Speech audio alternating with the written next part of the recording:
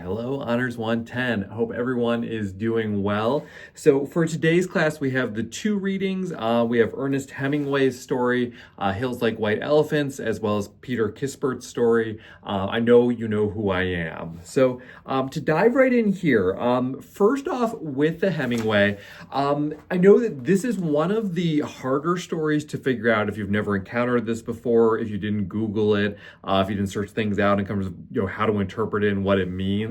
But so with this story, I always like to tease out kind of piece by piece what we can pull from it. In particular, the title of it, I think is a really good starting point. So it's called Hills Like White Elephants. And I would suggest that elephants, if we kind of reverse engineer this thing, elephants kind of would reference maybe the elephant in the room in a situation. So the thing that's kind of obvious and kind of overwhelming that no one really wants to talk about. And then the term white elephant, I expect is probably not as familiar to most folks. But so maybe you've heard of it through like holiday gift exchange sort of stuff. Some people call it a white elephant, some call it a Yankee swap. There's a couple other variations on it. But these games where the idea is that you bring something as a gift that's low value or that no one particularly wants, and kind of just sort of you do a gift exchange around it where people pick something, they can steal something if they want and take another gift. There's an episode of The Office that deals with that I know a lot of students in the past have referenced when I bring this up. But the term white elephant and where that game kind of term comes from in general, the idea of it is it's something that seems really desirable on the surface of it, but in actuality is like impractical and not actually that desirable. So, think about for you animal lovers out there, if someone offered you a white elephant, first impulse might be like, that's kind of cool. I never thought I would own my own elephant.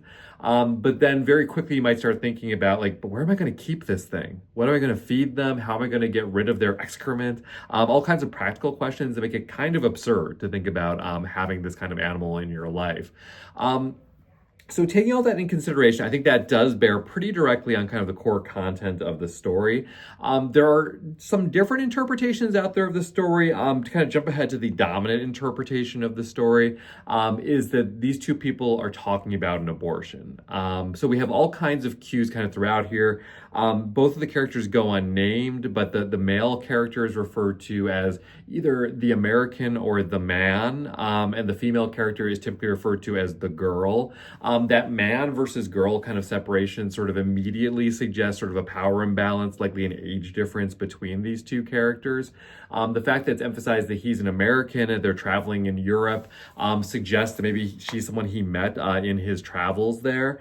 And so the implication being that they had some sort of romantic and or sexual relationship, wound up unexpectedly, unplannedly pregnant out of this situation. And there's all sorts of scattered references once you kind of have that cipher to kind of understand the text. But there's reference to an operation on page 2, and the man very quick to call it a procedure instead of an operation. There's these repeated references to the only thing that's made us unhappy. And there's reference on page 3, once they take it away, you can never get it back. All of this stuff, it kind of veils the actual sort of meaning here on a very literal level. But I'm going to suggest this very much carries over from our previous day's readings where we looked at the Oatman Stanford and the Brockmire, where kind of the central theme was people who just don't want to talk about sex, don't want to talk about marriage, don't want to talk about the problems in their marriage. And this carrying over to something that I think is significantly more taboo at the time it was published, and certainly to this present day, in talking about an abortion. And so with this, I would suggest that the way that it's kind of written, the way that it's structured, in part mirrors that. And so we don't have the characters directly talking about these things because it's uncomfortable for them to talk about it. They are in a public place. But then also I think there is like a realistic element to that. These characters in a public place probably wouldn't talk about it. Also, there's an implication that they've been pretty intimate with each other. They might know what each other are talking about without explicitly using the words. So in any event, I encourage you to kind of mull over this story a little bit and in the discussion. I know I haven't asked a lot of like pointed questions about this story, but nonetheless, what your reactions to this story were, if you take the time to reread it, knowing what it's about, kind of how that impacts your understanding of the story, what we think the dynamics between these two characters, please consider any of that to be on the table. The other story that we have here, Peter Kispert's I Know You Know Who I Am. I want to start with just as an open-ended kind of question or two here. I want to ask, do we ever think it's justifiable to lie to a romantic slash sexual partner?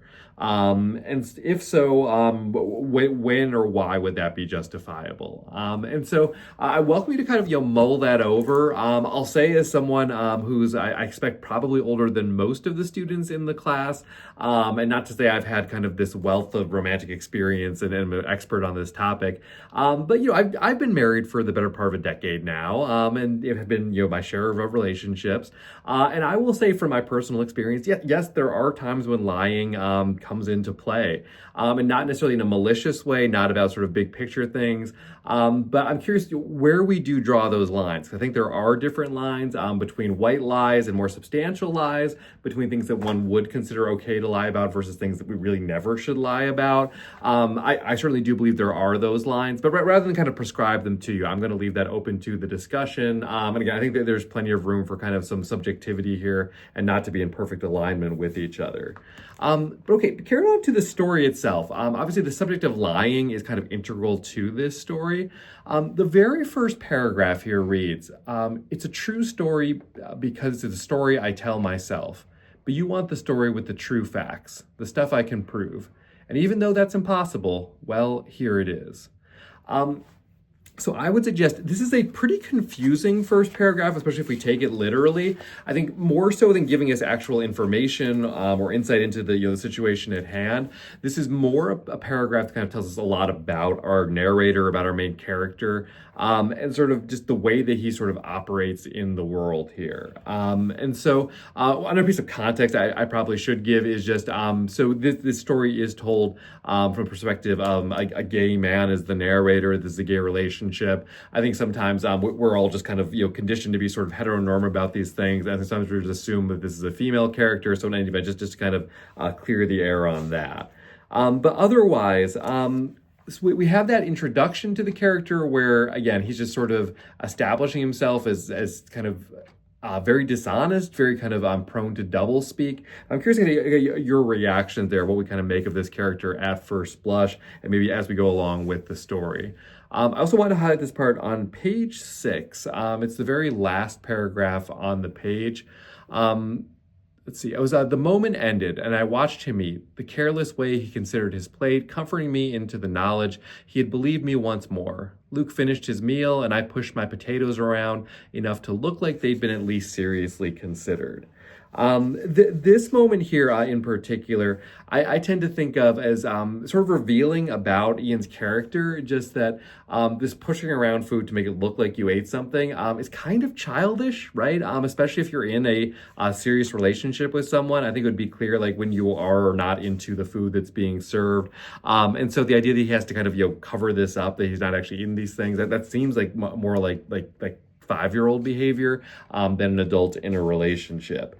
And related to that, I want to hop ahead here to page 18.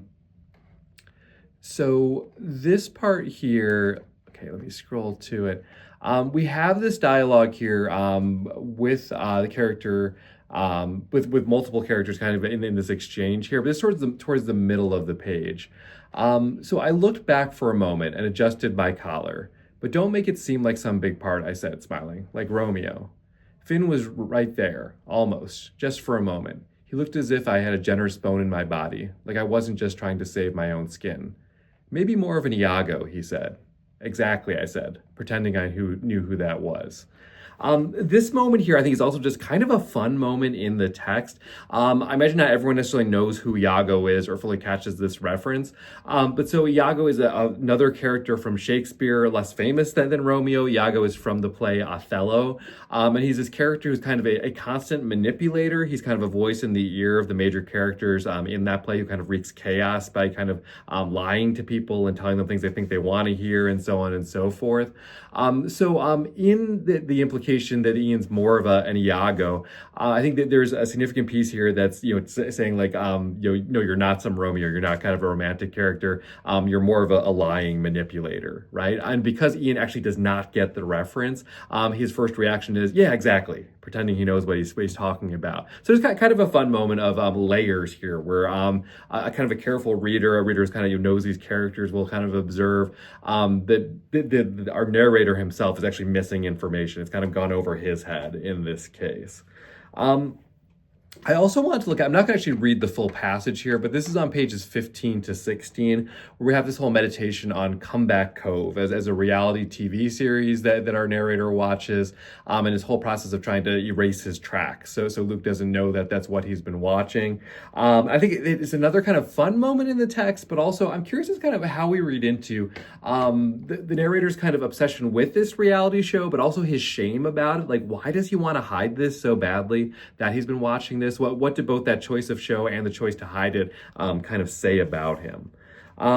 Okay, and then beyond that, backing way up just to the title of the story, I Know You Know Who I Am. It's kind of a tongue twister in some ways. And so I also was curious about kind of the title of this and what your first reactions were to it, and also sort of coming out of that, what we sort of think of this story, or kind of make sense of that as a way of kind of understanding this. Okay, so I'm going to leave it otherwise open-ended. Of course, please feel free to comment on stuff beyond what I've asked directly about either of the stories. But as always, I will look forward to our discussion on both of them.